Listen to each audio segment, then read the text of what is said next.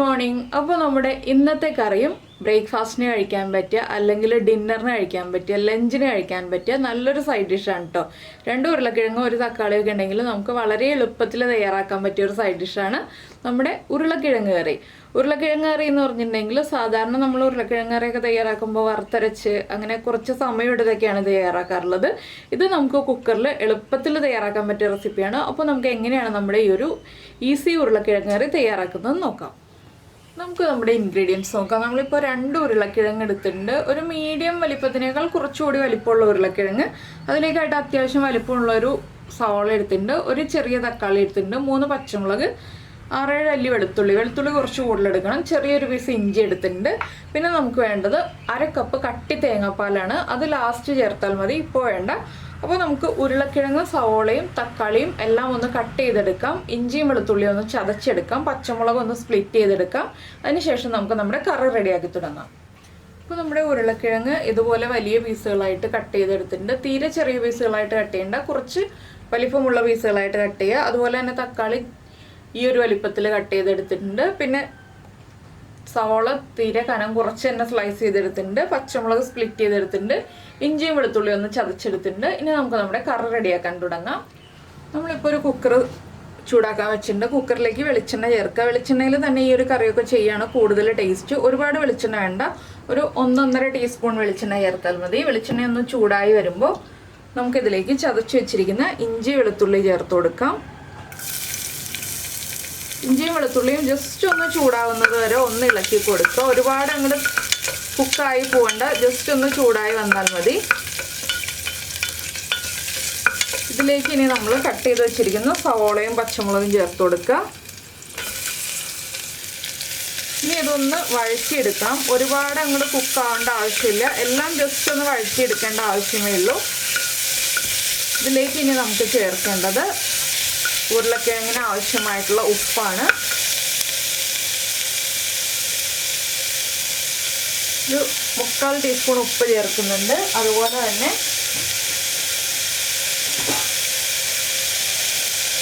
മഞ്ഞൾപ്പൊടി 1/2 teaspoon, 1/2 teaspoon എരിവുള്ള മുളക് പൊടി. ഇത് അത്യാവശ്യം കുറച്ച് എരിവുള്ള കറിയാണ്. നിങ്ങൾക്ക് ഇത്രയും എരിവ് വേണ്ടെന്നുണ്ടെങ്കിൽ 1/2 ടീസ്പൂൺ കാശ്മീരി ചില്ലി പൗഡർ ചേർത്താൽ മതി. 1/2 ടീസ്പൂൺ മല്ലിപ്പൊടി. ഇതെല്ലാം ചേർത്ത് നന്നായിട്ടൊന്ന് ഇളക്കി കൊടുക്കുക. നമ്മുടെ പൊടികളുടെ റോ ടേസ്റ്റ് ഒന്ന് മാറി വരുന്നത് വരെ ഒന്ന് ഇളക്കി കൊടുക്കുക. ഇനി നമുക്കിതിലേക്ക് നമ്മുടെ ഉരുളക്കിഴങ്ങ് ചേർത്ത് കൊടുക്കണം. ഒന്ന് പൊടികൾ കുക്കായി വരുമ്പോൾ തന്നെ ഉരുളക്കിഴങ്ങും തക്കാളിയും ചേർത്ത് കൊടുക്കാം.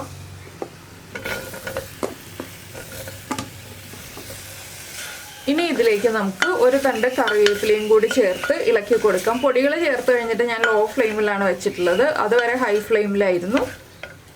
ഒരു തണ്ട് കറിവേപ്പിലയും കൂടി ചേർത്തിട്ട് നമുക്കിതിലേക്ക് ഒരു 3/4 കപ്പ് വെള്ളം ചേർത്ത് കൊടുക്കാം. ഇനി ഇതൊന്ന് നന്നായിട്ട് ഇളക്കിയതിന് ശേഷം 2 വിസിൽ വരുന്നത് വരെ ഒന്ന് അടച്ചു വെച്ച് വേവിച്ചെടുക്കാം. അതിനുശേഷമാണ് നമ്മൾ ബാക്കിയുള്ള കാര്യങ്ങളൊക്കെ ചെയ്യുന്നത്. അപ്പോൾ ഇനി ഇത് 2 വിസിൽ വരുന്നത് വരെ കുക്കായി വരട്ടെ. അതിനുശേഷമാണ് നമ്മുടെ ബാക്കി എല്ലാ കാര്യങ്ങളും ആഡ് ചെയ്യേണ്ടത്. അപ്പോൾ അത് കുക്കാവട്ടെ. അപ്പോൾ നമ്മുടെ കുക്കറിൻ്റെ കംപ്ലീറ്റ് പ്രഷർ പോയിട്ടുണ്ട്. ഇനിയിപ്പോൾ നമുക്ക് തുറക്കാം. അപ്പോൾ വെള്ളം ഇല്ലയെന്നുണ്ടെങ്കിൽ, നമ്മുടെ കറിയിൽ ഗ്രേവി ഇല്ലയെന്നുണ്ടെങ്കിൽ മാത്രം നമ്മൾ കുറച്ച് തിളപ്പിച്ച വെള്ളം ചേർത്ത് കൊടുക്കുക. ഇതിലിപ്പോൾ ഗ്രേവി ഉണ്ട്. അപ്പോൾ ഞാൻ ഒന്ന് ഫ്ലെയിം ഓൺ ചെയ്തിട്ട് ഒന്ന് ചെറുതായിട്ട് ചൂടാക്കി എടുക്കുന്നുണ്ട്.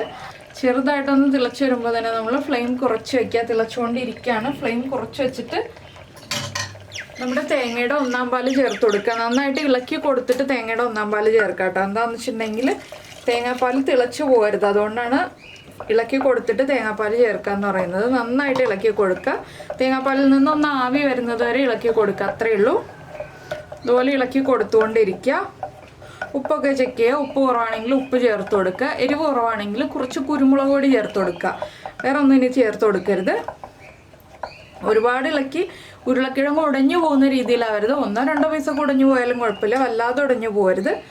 നന്നായിട്ടൊന്ന് ആവി വന്നു കഴിയുമ്പോൾ നമുക്ക് ഫ്ലെയിം ഓഫ് ചെയ്യാം. ഇപ്പോൾ ആവി വന്നു തുടങ്ങുന്നുണ്ട്, ഞാൻ ഫ്ലെയിം ഓഫ് ചെയ്യാണ്. ഇനി ഇതിലേക്ക് ചേർക്കേണ്ടത് നമ്മുടെ ഗരം മസാലപ്പൊടിയാണ്. ഒരു 1/2 ടീസ്പൂൺ ഗരം മസാലപ്പൊടി, ഇത് ലാസ്റ്റ് മാത്രം ചേർത്ത് കൊടുക്കുക കേട്ടോ. അപ്പോഴാണ് ആ ഗരം മസാലപ്പൊടിയുടെ ടേസ്റ്റൊക്കെ നമ്മുടെ കറിയിൽ കൂടുതൽ സമയം നിൽക്കുക. നന്നായിട്ട് ആ ഒരു ഗരം മസാലപ്പൊടിയുടെ ഫ്ലേവറൊക്കെ നിൽക്കുക. ഇനിയിപ്പോൾ നമുക്ക് കറി മാറ്റി വെച്ചിട്ട് ഇതിലേക്ക് വറവിടാനുള്ള കാര്യങ്ങൾ നോക്കാം. അപ്പോൾ നമ്മുടെ പാനിൽ വെളിച്ചെണ്ണ ഒഴിച്ചിട്ട് വെളിച്ചെണ്ണ ചൂടായി വന്നിട്ട് നമുക്ക് ഇതിലേക്ക് ഒരു 3/4 ടീസ്പൂൺ കടുക് ചേർത്ത് കൊടുക്കാം. കടുകൊന്ന് പൊട്ടി തുടങ്ങട്ടെ.